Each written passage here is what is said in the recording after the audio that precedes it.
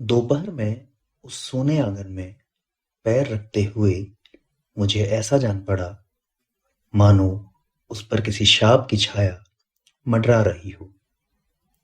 उसके वातावरण में कुछ ऐसा अकथ्य, अस्पृश्य किंतु फिर भी बोझल और प्रकंपमय और घना सा फैल रहा था। मेरी आहट सुनते ही मालती बाहर निकली।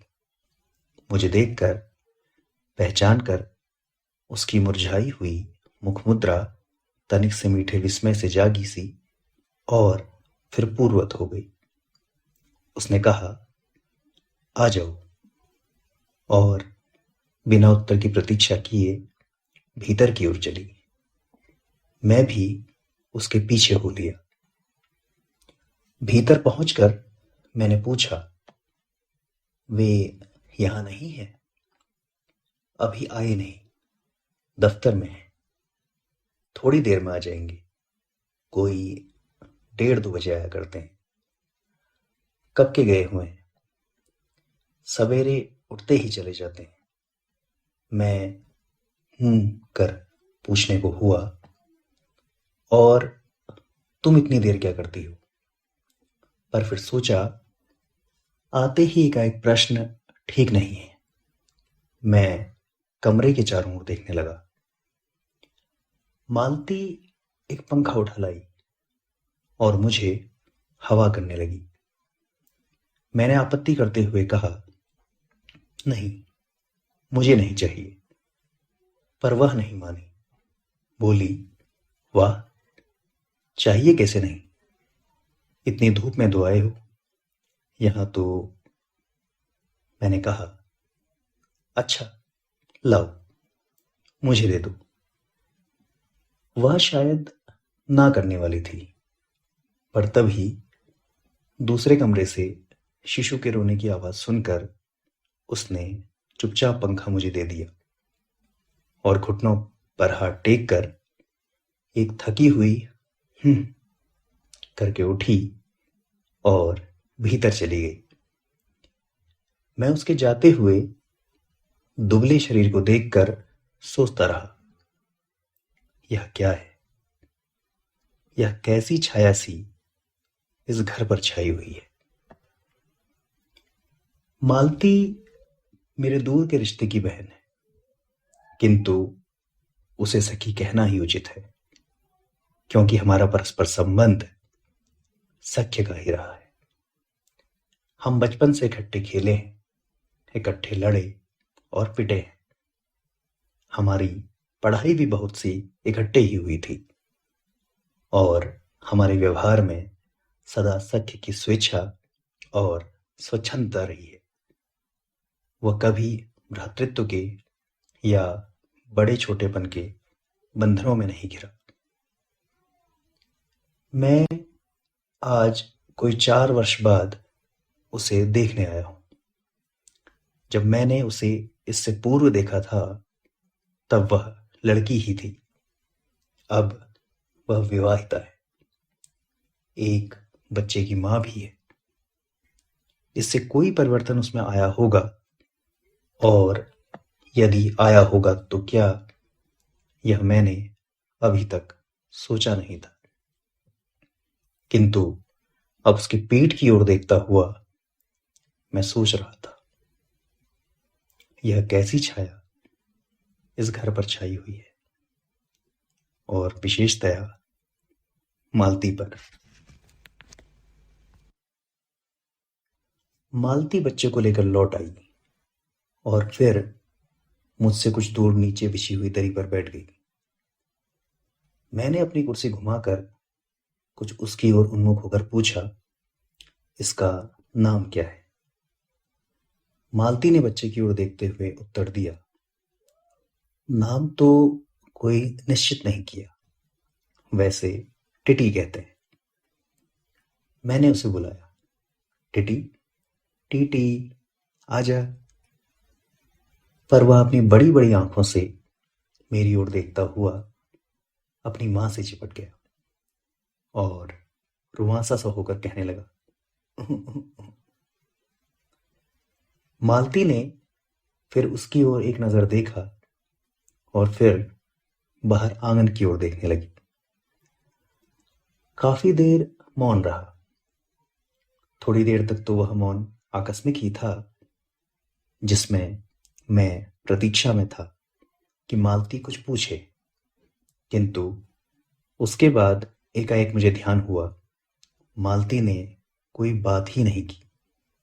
यह भी नहीं पूछा कि मैं कैसा हूं, कैसे आया हूं। चुप बैठी है। क्या विवाह के 2 वर्ष में ही वह बीते दिन भूल गई, या अब मुझे दूर इस विशेष अंतर पर रखना चाहती है, क्योंकि वह निर्बाध स्वच्छंदता अब तो नहीं हो सकती, पर फिर भी ऐसा मौन जैसा अजनबी से भी नहीं होना चाहिए। मैंने कुछ खिन्न सा होकर दूसरी ओर देखते हुए कहा, जान पड़ता है तुम्हें मेरे आने से विशेष प्रसन्नता नहीं हुई।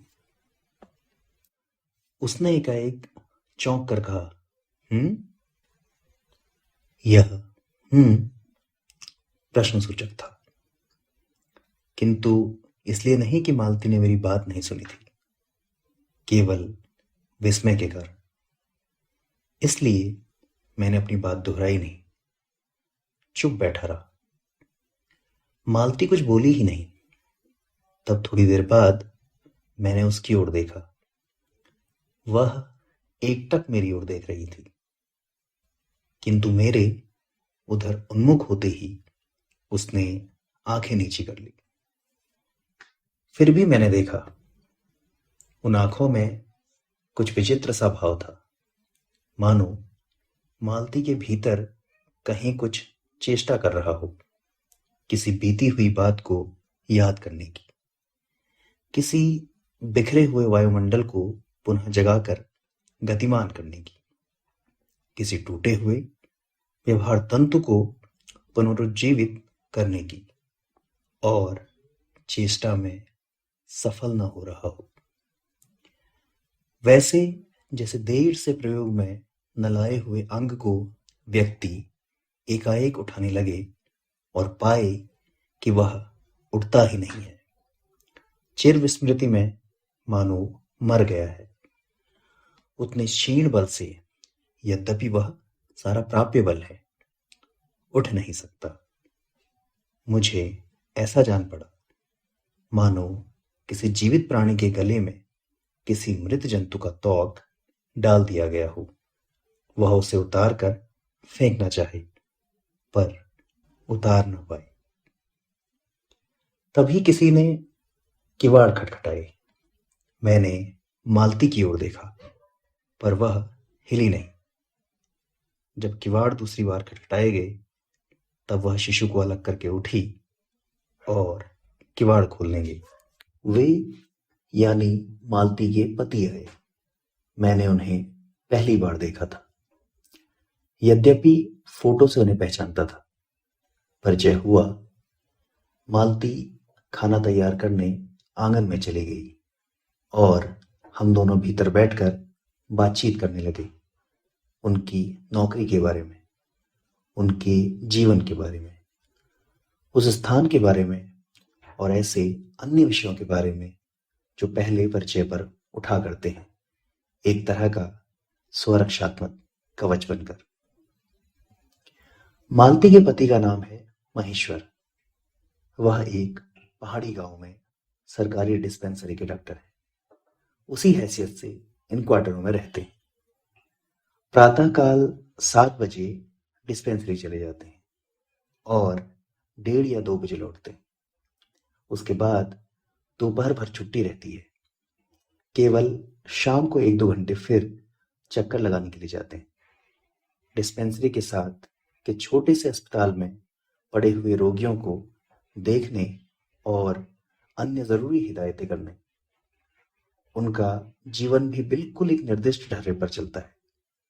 नित्य वही काम, उसी प्रकार के मरीज, वही हिदायतें, वही नुस्खे, वही दवाइयां। वह स्वयं उकताए हुए हैं और इसलिए और साथ ही इस भयंकर गर्मी के कारण वह अपने फुर्सत के समय में भी सुस्त ही रहते हैं। मालती हम दोनों के लिए खाना ले आई। मैंने पूछा, तुम नहीं खाओगी या खा चुकी? महेश्वर बोले कुछ हंसकर, वह पीछे खाया करती है। पति 2:30 बजे खाना खाने आते हैं, इसलिए पत्नी 3 बजे तक भूखी बैठी रहेंगी। महेश्वर खाना आरंभ करते हुए मेरी ओर देखकर बोले, आपको तो खाने का मजा क्या ही आएगा, ऐसे बेवक्त खा रहे हैं।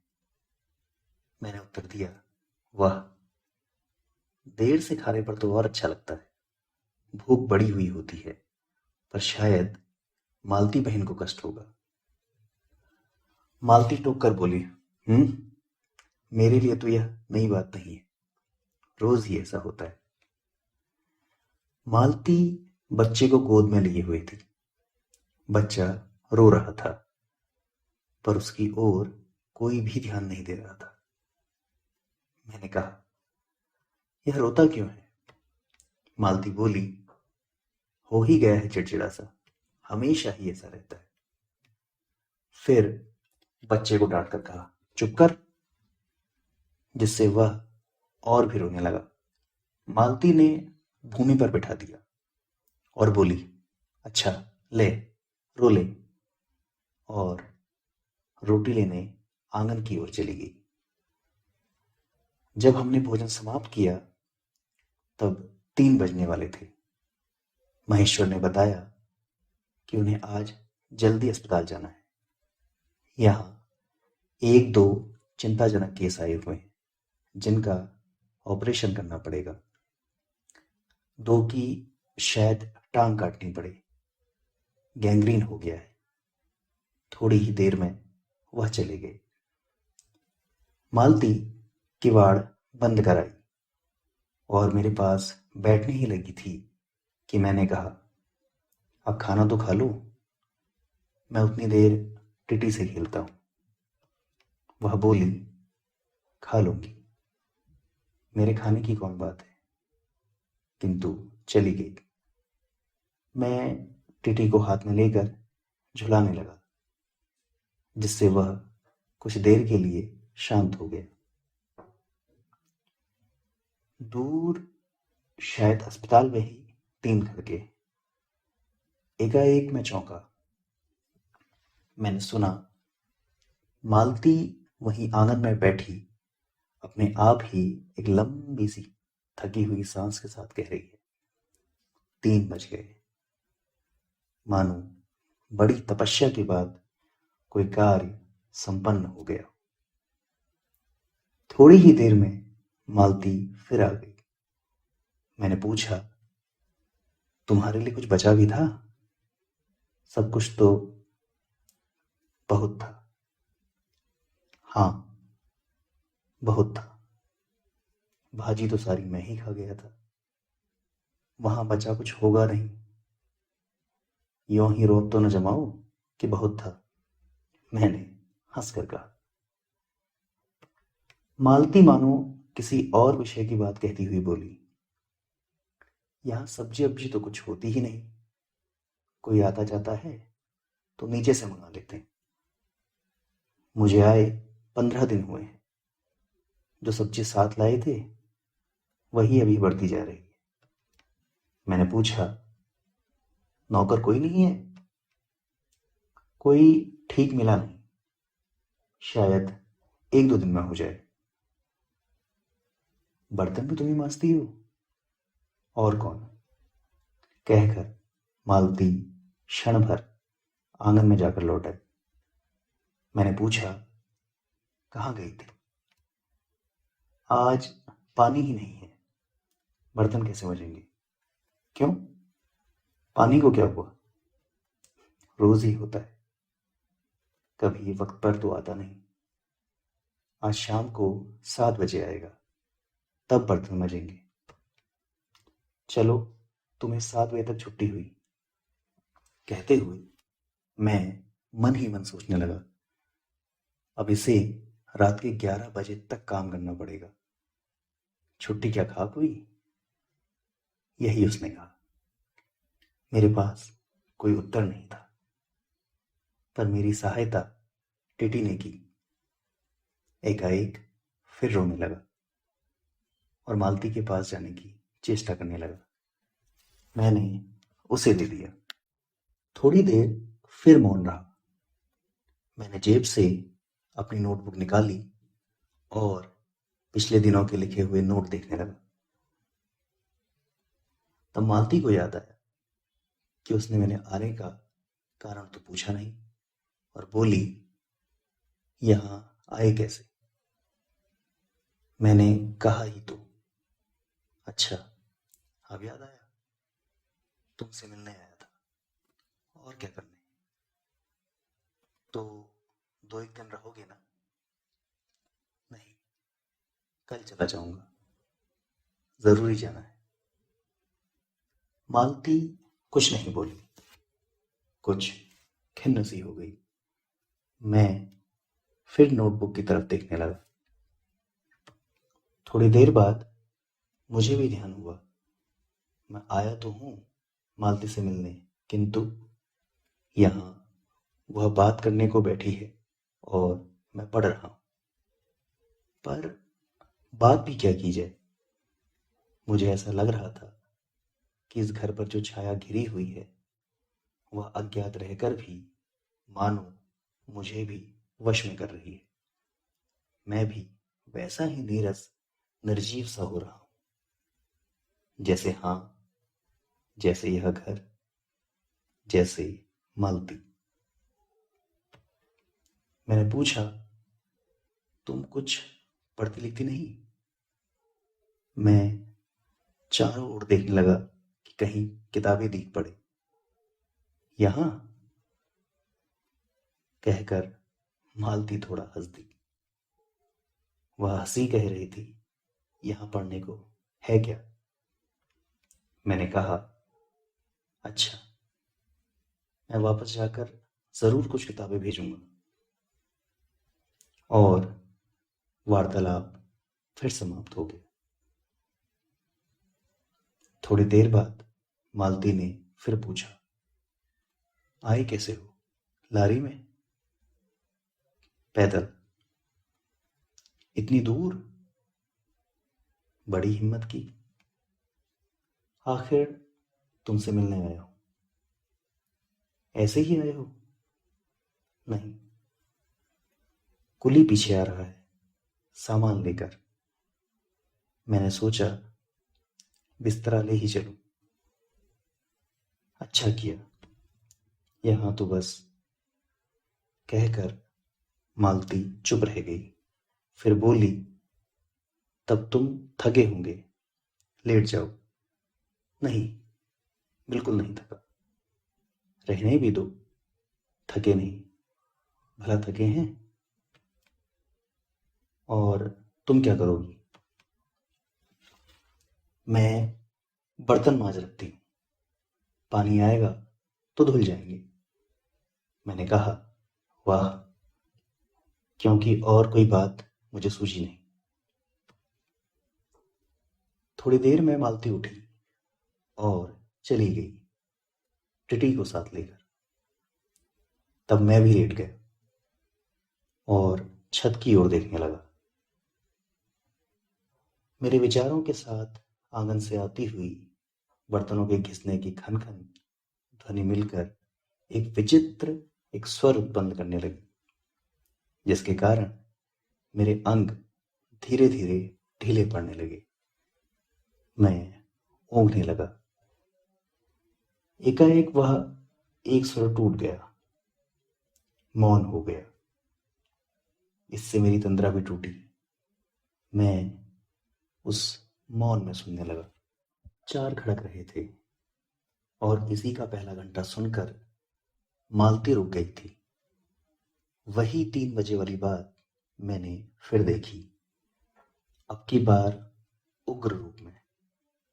मैंने सुना, मालती एक बिल्कुल अनैच्छिक, अनुभूतिहीन, नीरस, यंत्रवत, वह भी थके हुए यंत्र के से स्वर में कह रही है, 4 बज गए। मानो इस अनैच्छिक समय को गिनने में ही उसका मशीन तुल्य जीवन बीतता हो। वैसे ही जैसे मोटर का स्पीडोमीटर यंत्रवत फासला नापता जाता है और यंत्रवत विश्रांत स्वर में कहता है, किससे कि मैंने अपने अमित शून्य पद का इतना अंश तय कर लिया।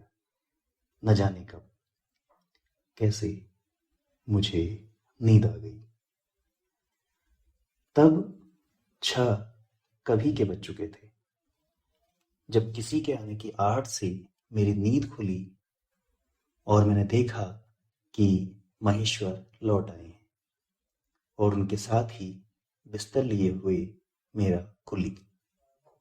मैं मुंह धोने को, पानी मांगने को ही था कि मुझे याद आया पानी नहीं होगा। मैंने हाथों से मुंह पोंछते पोंछते महेश्वर से पूछा, आपने बड़ी देर की।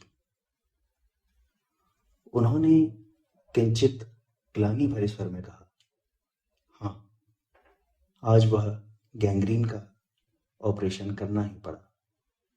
एक कराया हूं, दूसरे को एम्बुलेंस में बड़े अस्पताल भिजवा दिया है। मैंने पूछा, गैंग्रीन कैसे हो गया? एक कांटा चुभा था, उसी से हो गया। बड़े लापरवाह लोग होते हैं यहाँ। मैंने पूछा, यहाँ आपको केस अच्छे मिल जाते हैं, आय के लिहाज से नहीं, डॉक्टरी के अभ्यास के लिए। बोले, हाँ, मिल ही जाते हैं। यही गैंग्रीन हर दूसरे चौथे दिन एक केस आ ही जाता है, नीचे बड़े अस्पतालों में भी। मालती आंगन से ही सुन रही थी, अब आ गई। बोली, हाँ, केस बनाते देर क्या लगती है? कांटा चुभा था, इस पर टांग काटनी पड़े, यह भी कोई डॉक्टरी है? हर दूसरे दिन किसी की टांग, किसी की बाह काट आते हैं। इसी का नाम है अच्छा अभ्यास। महेश्वर हंसे। बोले, न कांटे तो उसकी जान गंवाए। हाँ, पहले तो दुनिया में कांटे ही नहीं होते होंगे। आज तक तो सुना नहीं था कि कांटों के चुभने से मर जाते हैं। महेश्वर ने उत्तर नहीं दिया, मुस्कुरा दिए। मालती मेरी ओर देखकर बोली, ऐसे ही होते हैं डॉक्टर, सरकारी अस्पताल है ना, क्या परवाह है। मैं तो रोज ही ऐसी बातें सुनती हूँ। अब कोई मर मुर जाए तो ख्याल ही नहीं होता। पहले तो रात रात भर नींद नहीं आया करती थी। तभी आंगन में खुले हुए नल ने कहा, टिप टिप टिप टिप टिप टिप। मालती ने कहा, पानी, और उठकर चली गई। खनखनाहट से हमने जाना बर्तन धोए जाने लगे हैं। टिटी महेश्वर की टांगों के सहारे खड़ा मेरी ओर देख रहा था। अब एकाएक उन्हें छोड़कर मालती की ओर खिसकता हुआ चला। महेश्वर ने कहा, उधर मत जा, और उसे गोद में उठा लिया। वह मचलने और चिल्ला चिल्ला कर रोने लगा। महेश्वर बोले, अब रो रो कर सो जाएगा, तभी घर में चैन होगी। मैंने पूछा, आप लोग भीतर ही सोते हैं? गर्मी तो बहुत होती है। होने को तो मच्छर भी बहुत होते हैं, पर यह लोहे के पलंग उठाकर बाहर कौन ले आए? अब के नीचे जाएंगे तो चारपाइयां ले आएंगे। फिर कुछ रुक कर बोले, आज तो बाहर ही सोएंगे, आपके आने का इतना लाभ ही होगा। टिटी अभी तक रोता ही जा रहा था। महेश्वर ने उसे एक पलंग पर बिठा दिया और पलंग बाहर खींचने लगे। मैंने कहा, मैं मदद करता हूं, और दूसरी ओर से पलंग उठाकर निकलवा दिए। अब हम तीनों, महेश्वर, टीटी और मैं, दो पलंगों पर बैठ गए और वार्तालाप के लिए उपयुक्त विषय न पाकर उस कमी को छुपाने के लिए टीटी से खेलने लगे। बाहर आकर वह कुछ चुप हो गया था, किंतु बीच बीच में जैसे एकाएक कोई भूला हुआ कर्तव्य याद करके रो उठता था और फिर एकदम चुप हो जाता था। और कभी कभी हम हंस पड़ते थे या महेश्वर के बारे में कुछ बात कह देते थे। मालती बर्तन धो चुकी थी। जब वह उन्हें लेकर आंगन के एक ओर रसोई के छप्पर की ओर चली, तब महेश्वर ने कहा, थोड़े से आम लाया हूं, वह भी धो लेना। कहाँ है? अंगीठी पर रखे हैं, कागज में लिपटे हुए। मालती ने भीतर जाकर आम उठाए और अपने आंचल में डाल ली। जिस कागज में वो लिपटे हुए थे वह किसी पुराने अखबार का टुकड़ा था। मालती चलती चलती संध्या के उस क्षण प्रकाश में उसी को पढ़ती जा रही थी। वह नल के पास जाकर खड़ी उसे पढ़ती रही। जब दोनों ओर पढ़ चुकी, तब एक लंबी सांस लेकर उसे फेंक कर आम धोने लगी। मुझे एकाएक याद आया, बहुत दिनों की बात थी, जब हम अभी स्कूल में भर्ती ही हुए थे। जब हमारा सबसे बड़ा सुख, सबसे बड़ी विजय थी हाजिरी हो चुकने के बाद चोरी से क्लास से निकल भागना और स्कूल से कुछ दूरी पर आम के बगीचे में पेड़ों पर चढ़कर कच्ची आमियां तोड़ तोड़ खाना। मुझे याद आया, कभी जब मैं भाग जाता और मालती नहीं आ पाती थी, तब मैं भी खिन्न मन लौट आया करता था। मालती कुछ नहीं पढ़ती थी, उसके माता पिता तंग थे। एक दिन उसके पिता ने उसे एक पुस्तक लाकर दी और कहा कि इसके 20 पेज रोज पढ़ा करो। हफ्ते भर बाद में देखूं कि इसे समाप्त कर चुकी हो, नहीं तो मार मार कर चमड़ी उधेड़ दूंगा। मालती ने चुपचाप किताब ले ली, पर क्या उसने पढ़ी? वह नित्य ही उसके 10 पन्ने, 20 पेज फाड़ कर फेंक देती, अपने खेल में किसी भांति फर्क न पड़ने देती। जब 8वें दिन उसके पिता ने पूछा, किताब समाप्त कर ली? तो उत्तर दिया, हाँ, कर ली। पिता ने कहा, लाओ, मैं प्रश्न पूछूंगा। तो चुप खड़ी रही। पिता ने कहा तो उद्धत स्वर में बोली, किताब मैंने फाड़ कर फेंक दी है, मैं नहीं पढ़ूंगी। उसके बाद वह बहुत पिटी, पर वह बात अलग है। इस समय मैं यही सोच रहा था कि वह उद्धत और चंचल मालती आज कितनी सीधी हो गई है, कितनी शांत और एक अखबार के टुकड़े को तरसती है। यह क्या? यह तभी महेश्वर ने पूछा, रोटी कब बनेगी? बस अभी बनाती हूं। पर अब की बार जब मालती रसोई की ओर चली, तब टिटी की कर्तव्य भावना बहुत विस्तीर्ण हो गई। वह मालती की ओर हाथ बढ़ाकर रोने लगा और नहीं माना। मालती उसे भी गोद में लेकर चली गई। रसोई में बैठकर एक हाथ से उसे थपकने और दूसरे से कई छोटे छोटे डिब्बे उठाकर अपने सामने रखने लगी और हम दोनों चुपचाप रात्रि की और भोजन की और एक दूसरे के कुछ कहने की और न जाने किस किस न्यूनता की पूर्ति की प्रतीक्षा करने लगे। हम भोजन कर चुके थे और बिस्तरों पर लेट गए थे और टिटी सो गया था। मालती पलंग के एक ओर मोमजामा बिछाकर उससे उस पर लेटा गई थी। वह सो गया था, पर नींद में कभी कभार चौंक उठता था। एक बार तो उठकर बैठ भी गया था, पर तुरंत ही लेट गया।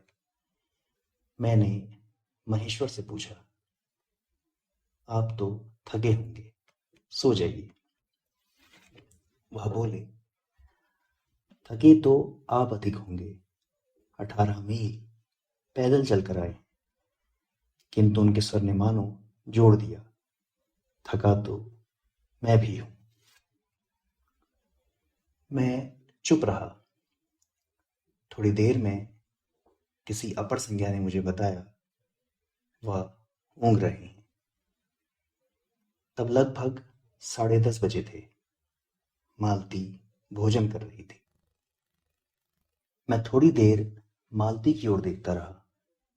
वह किसी विचार में, यद्यपि बहुत गहरे विचार में नहीं, लीन हुई धीरे धीरे खाना खा रही थी। फिर मैं इधर उधर खिसक कर, पर आराम से होकर आकाश की ओर देखने लगा। पूर्णिमा थी, आकाश अनाभ्य था। मैंने देखा उस सरकारी क्वार्टर की दिन में अत्यंत शुष्क और नीरस लगने वाली स्लेट की छत भी चांदनी में चमक रही है। अत्यंत शीतलता और स्निग्धता से छलक रही है, मानो चंद्रिका उन पर से बहती हुई आ रही हो, झर रही हो। मैंने देखा पवन में चीड़ के वृक्ष गर्मी से सूख कर मटमैले हुए चीड़ के वृक्ष धीरे धीरे गा रहे हो। कोई राग जो कोमल है किंतु करुण नहीं, अशांतिमय है किंतु उद्वेगमय नहीं। मैंने देखा प्रकाश से धुंधले नीले आकाश के तट पर जो चमगादड़ नीरव उड़ान से चक्कर काट रहे हैं, वे भी सुंदर दिखते हैं। मैंने देखा दिन भर की तपन, अशांति, थकान, दाह पहाड़ों में से भाप से उठकर वातावरण में खोए जा रहे हैं, जिसे ग्रहण करने के लिए पर्वत शिशुओं ने अपनी चीड़ वृक्ष रूपी भुजाएं आकाश की ओर बढ़ा रखी है। पर यह सब मैंने ही देखा, अकेले मैंने। महेश्वर ऊँघ रहे थे और मालती उस समय भोजन से निवृत्त होकर दही जमाने के लिए मिट्टी का बर्तन गर्म पानी से धो रही थी और कह रही थी, अभी छुट्टी हुई जाती है। और मेरे कहने पर ही कि 11 बजने वाले हैं, धीरे से सिर हिलाकर जता रही थी कि रोज ही इतने बज जाते हैं। मालती ने वह सब कुछ नहीं देखा। मालती का जीवन अपनी रोज की नियत गति से बहा जा रहा था और एक चंद्रमा की चंद्रिका के लिए, एक संसार के लिए रुकने को तैयार नहीं था। चांदनी में शिशु कैसा लगता है, इस अलस जिज्ञासा से मैंने टिटी की ओर देखा और वह एकाएक मानो किसी शैशवोचित वामता से उठा और खिसक कर पलंग से नीचे गिर पड़ा और चिल्ला चिल्ला कर रोने लगा। महेश्वर ने चौंक कर कहा, क्या हुआ? मैं झटकर उसे उठाने दौड़ा। मालती रसोई से बाहर निकल आई। मैंने उस खट शब्द को याद करके धीरे से करुणा भरे स्वर में कहा, चोट बहुत लग गई है बेचारे के। यह सब मानो एक ही क्षण में, एक ही क्रिया की गति में हो गया। मालती ने रोते हुए शिशु को मुझसे लेने के लिए हाथ बढ़ाते हुए कहा, इसके चोटें लगती ही रहती है, रोज ही गिर पड़ता है, उस छोटे क्षण भर के लिए मैं स्तब्ध हो गया।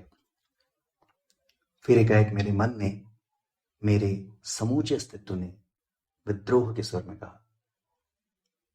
मेरे मन न भीतर ही बाहर एक शब्द भी नहीं निकला।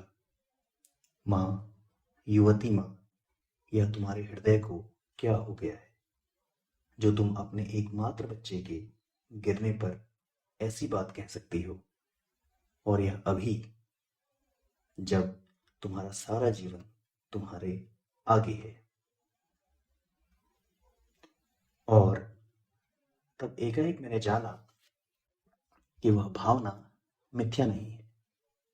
मैंने देखा कि सचमुच उस कुटुंब में कोई गहरी भयंकर छाया घर कर गई है। उनके जीवन के इस पहले ही यौवन में घुन की तरह लग गई है। उसका इतना अभिन्न अंग हो गई है कि वे उसे पहचानते ही नहीं। उसी की परिधि में घिरे हुए चले जा रहे हैं। इतना ही नहीं, मैंने उस छाया को देख भी लिया। इतनी देर में पूर्ववत शांति हो गई थी। माहेश्वर फिर लेटकर ऊँघ रहे थे। टेटी मालती के लेटे हुए शरीर से चिपटकर चुप हो गया था। यद्यपि कभी एकाध सिसकी उसके छोटे से शरीर को हिला देती थी। मैं भी अनुभव करने लगा था कि बिस्तर अच्छा सा लग रहा है। मालती चुपचाप ऊपर आकाश में देख रही थी, किंतु क्या चंद्रिका को या तारों को? तभी 11 का घंटा बजा। मैंने अपनी भारी हो रही पलकें उठाकर अकस्मात किसी अस्पष्ट प्रतीक्षा से मालती की ओर देखा।